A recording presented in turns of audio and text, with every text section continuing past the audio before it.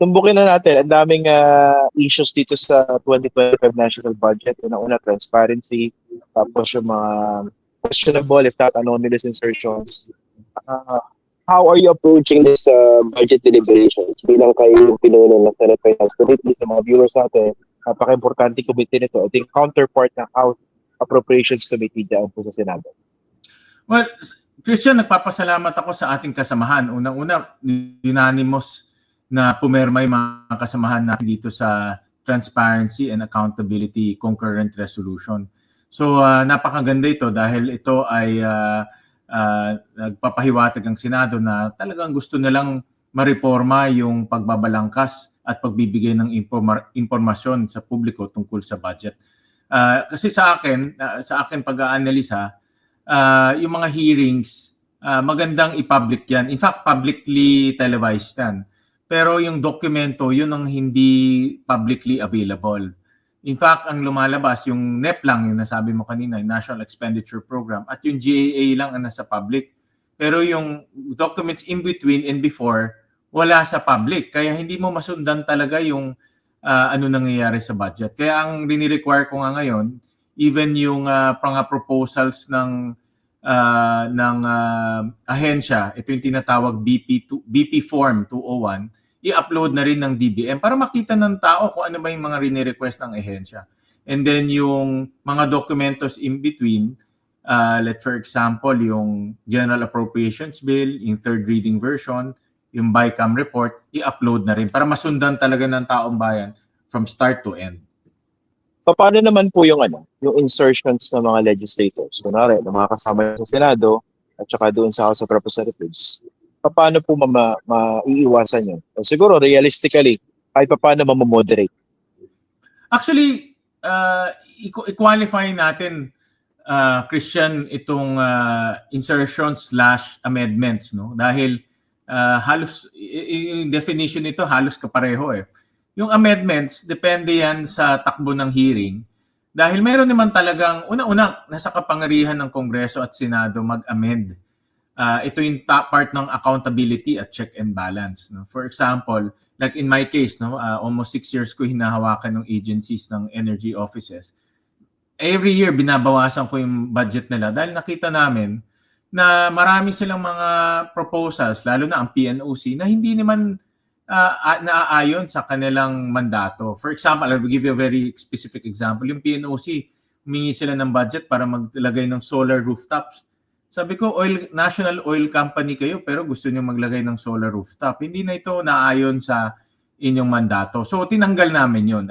Okay naman sa ahensya dahil naintindihan nila that's part of our mandate.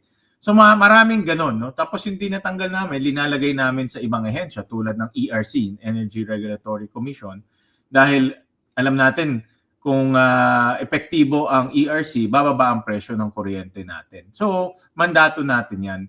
Ngayon, ang hindi tayo papayag, ako personally, kung yung mga amendments, biglang, let's say, wala naman sa proposal ng ahensya, tapos wala naman sa proposal ng House or ng Senate, biglang lumalabas sa BICAM, yun hindi na tayo papayag. Kasi dyan nagkakaroon ng mga proyekto na out of the blue, galing ng langit, hulog ng langit, pumapasok na lang doon at hindi na pag-aaralan.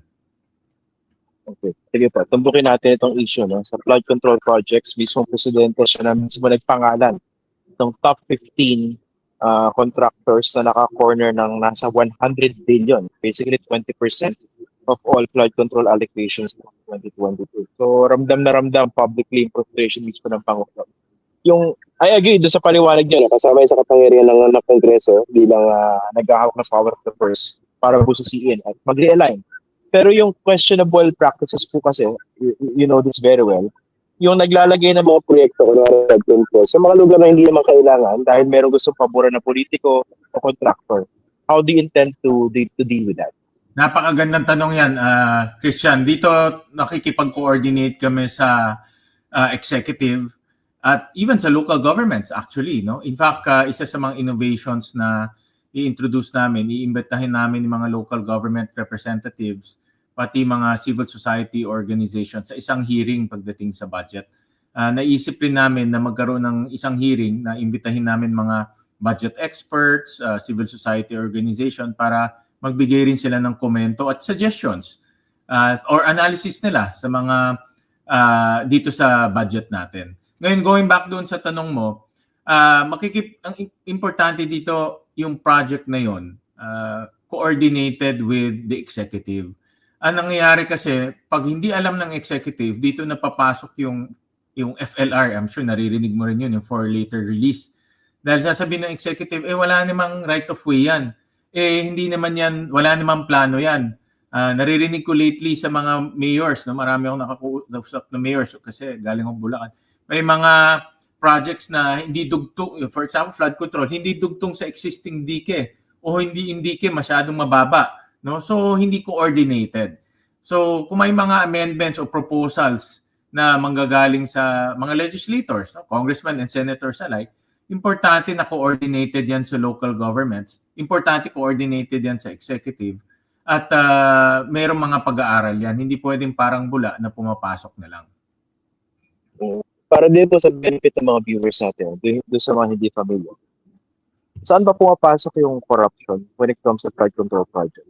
Ano ba siya kahirap i-audit in terms of holding people accountable? Baka nung wala tinang yung proyekto, pero nandun yung pondo, pinagatian pala ng politiko at saka yung Christian, sa mga naririnig ko, no, ito wala akong personal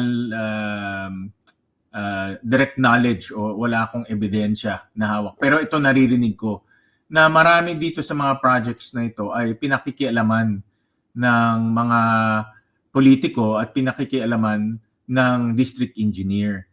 No? So, ibig sabihin nagkakaroon sila ng sabuatan. Ito yung mga naririnig ko. I cannot pinpoint who or anong evidence. Ito yung mga naririnig ko. At kaya may mga projects na malalaki sa isang location kasi ang mga naririnig ko, meron sabuatan doon yung politiko. Nag-a-appoint na sila ng contractor or meron na silang favored contractor tapos sumasang-ayon naman yung district engineer. Ngayon, kung matatandaan natin, yung Reform Procurement Act, bagong batas to na naisabatas last year under the Committee on Finance. So isa rin sa mga, wala na akong time this year, no? But next year, na pupwersahin natin o gagawin natin mandato sa Department of DPWH, Public Works, na pagdating sa bidding, gamitin nila yung internet o i-upload nila yung bidding nila, no, para maging transparent at makita ng publiko. Dahil ngayon ang bidding doon lang sa lokal, hindi natin nakikita, wala naman nakakasilip. So mas maganda kung gawin na rin nating i-upload natin yung bidding through electronic means para doon na magkaroon ng bidding at maging transparent. Dito kung sising niyo na po yung LAP, no? Pero magkano ba as far as you know, kung meron na kayong detalye, yung flood control allocations for 2026? Hindi ko pa nakita in detail, no? I just saw some broad strokes lang. Ang balita ko ay ito nabasa ko pa lang sa news, no? In the process kasi kami nagre-review ng budget. Nabawasan to ng almost 170 billion, so mga nasa around 200 plus billion. No, malaki pa rin kung tutuusin, no? Importante rin dito yung quality ng projects, Christian, kasi like for example, galing ako ng Hagonoy. Sinasabi sa akin ng mga tao doon na yung project kasi papatsi-patsi. 1 kilometer dito, 2 kilometers doon, flood gate dito, hindi siya holistic, no? So, titignan rin namin yung quality ng projects. Dapat one time, big time, tapos na yung proyekto para hindi papatsi-patsi tapos wala namang effect. Ang importante, isa sa mga titignan ko personally, na yung flood control, mayroon talagang merong output at may outcome nararamdaman ng taong bayan, hindi lang papatsi-patsi.